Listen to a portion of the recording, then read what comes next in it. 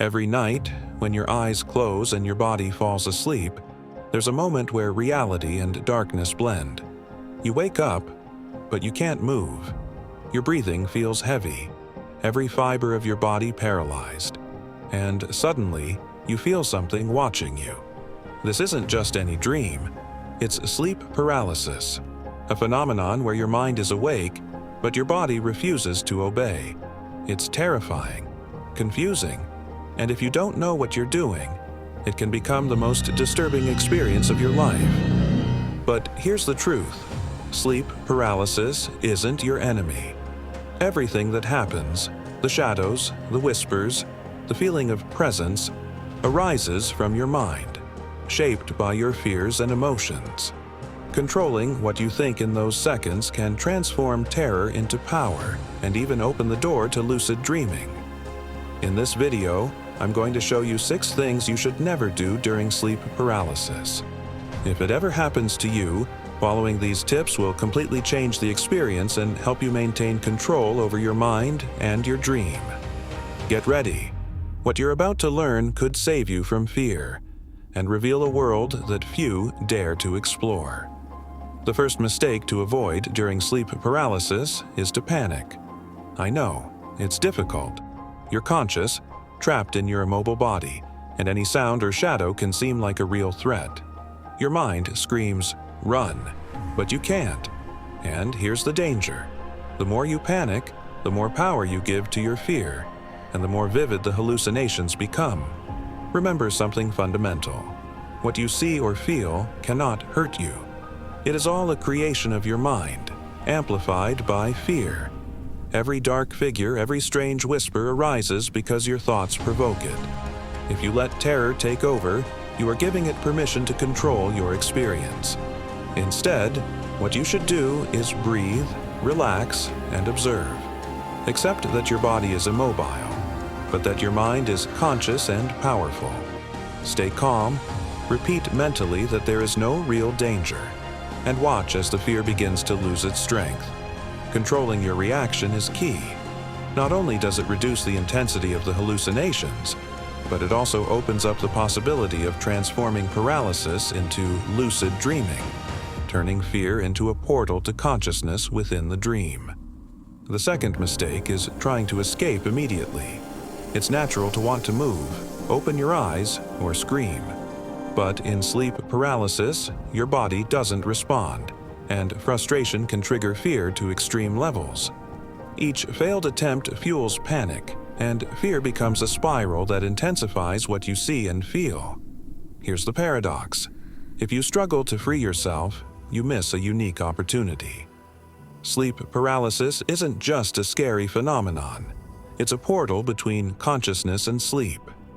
In those seconds of total immobility, your mind is awake, but your body is still asleep. This means you can use the experience to enter directly into a lucid dream, where you will control the reality unfolding before you. I'm not saying you should stay indefinitely. I'm saying don't act on impulse. The key is to stay calm, focus on your breathing, and accept the situation. A calm mind diminishes the force of hallucinations and allows you to make conscious decisions. You can choose to stay and transform the paralysis into a lucid dream, or slowly exit into normal wakefulness. Think about it. Sleep paralysis is a gift disguised as fear. Every second you don't succumb to panic brings you closer to experiencing a world that few dare to see, where your thoughts shape reality and every sensation becomes a canvas of infinite possibilities. The third mistake is remaining passive for too long. Yes, staying still and calm is important, but being stuck in paralysis for too long can increase feelings of fear and allow unpleasant hallucinations to appear.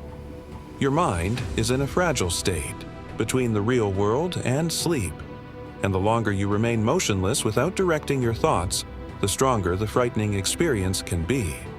However, there is a balance. It's not about struggling desperately, opening your eyes, or moving abruptly. It's about assessing your comfort level and consciously deciding whether you want to take advantage of the situation for lucid dreaming or if you prefer to slowly return to normal wakefulness. If this is your first time experiencing paralysis, it is safest not to stay too long. But if you already know the feeling and feel ready, you can use those seconds to focus on entering a lucid dream, transforming fear into total control. The key is to take conscious, not impulsive, action. Every decision you make within sleep paralysis determines how your experience will unfold. Keep your mind focused, observe the thoughts that arise, and act calmly. This way, you avoid terror and open the door to dream possibilities that most people never experience. The fourth mistake is letting your mind fill with frightening thoughts. During sleep paralysis, your brain is in a strange state, partially awake, partially dreaming. This means that anything you imagine can materialize as a hallucination. If you start thinking about shadows, dark figures, demons, or hostile presences, your mind will make them appear. It's not magic or an evil spirit. It's the power of your thoughts creating reality within your mind. Every fear you feed is transformed into a visual and sensory experience that seems completely real. That's why it's vital to control your thoughts. If you feel a fear beginning to arise, shift your focus to something neutral or positive. Imagine light, safety, calm, even a familiar place where you feel protected. Every positive thought weakens the intensity of the hallucinations and reduces the feeling of terror. This mistake is so common that many feel trapped in living nightmares, believing that something real is threatening them. But the truth is that only your thoughts have the power to create what you see and feel. Learning to guide your mind in those moments not only protects your well-being, but also opens the door to transforming paralysis into a lucid dream, where you decide what exists and what does not. Remember, controlling your mind is the only way to turn fear into a tool of power within the dream world. The fifth mistake to avoid is trying to move abruptly. During sleep paralysis, your body is completely immobile, and trying to force it only leads to frustration and fear. Each failed attempt feeds the feeling of helplessness and can intensify hallucinations, making the environment seem even more threatening. However, there is one exception: small, controlled movements.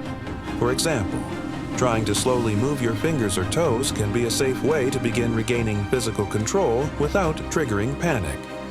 The key is patience and gentleness. Any hasty action can cause tension and increase fear. Remember that your goal is not to fight your body, but to calmly coordinate your mind and movement.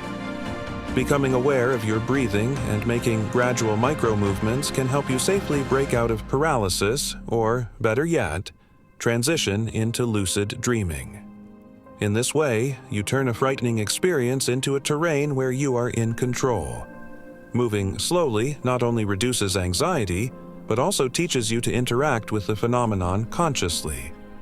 Every small gesture, every conscious decision, is a step toward mastering your dream experience. In the end, it is calmness and control that transform sleep paralysis from a moment of terror into a gateway to your most powerful lucid dreams. The sixth and final mistake to avoid is opening your eyes during sleep paralysis. Although the temptation is enormous, you want to see what is happening, identify the presence, understand the darkness that surrounds you. Opening them can instantly multiply your fear. Remember, during paralysis, your mind is in a hyperactive state, and everything you perceive is filtered through your emotions and thoughts. Opening your eyes can make a shadow, a figure, or an unexpected movement become terrifyingly real, even if there is nothing outside of you. What you see cannot hurt you, but your reaction can trigger panic, increasing the risk of a traumatic experience. Keeping your eyes closed is one of the safest strategies. It allows you to focus on your breathing, stay calm, and redirect your thoughts to something positive, diminishing the power of hallucinations. In addition, closing your eyes increases the possibility of entering directly into a lucid dream, where you can transform fear into control and explore the dream world at will. If you feel the need to open them, Do so with full awareness of what you are about to experience. Understand that any images that appear are a product of your mind and cannot harm you. But the most effective way to stay calm and take advantage of sleep paralysis is still to close your eyes and use that moment as a portal to your most intense lucid dreams. Sleep paralysis can be terrifying, but as you have learned today, how you react determines the entire experience. Avoiding panic, not trying to escape immediately, controlling your thoughts, moving calmly, and keeping your eyes closed are key to transforming fear into control. If you've ever experienced sleep paralysis, leave a comment and share your story. I want to read how you face the darkness and what you learned from it. And if you're new to lucid dreaming, subscribe to the channel for more tutorials and guides that will teach you how to control your dreams and discover worlds that only exist within your mind. Finally, if you found this video helpful, like it and share your experience. Every small step you take within your dreams is a step toward mastering your own consciousness. Don't fear the darkness. Learn to walk in it and let it guide you to your most intense lucid dreams.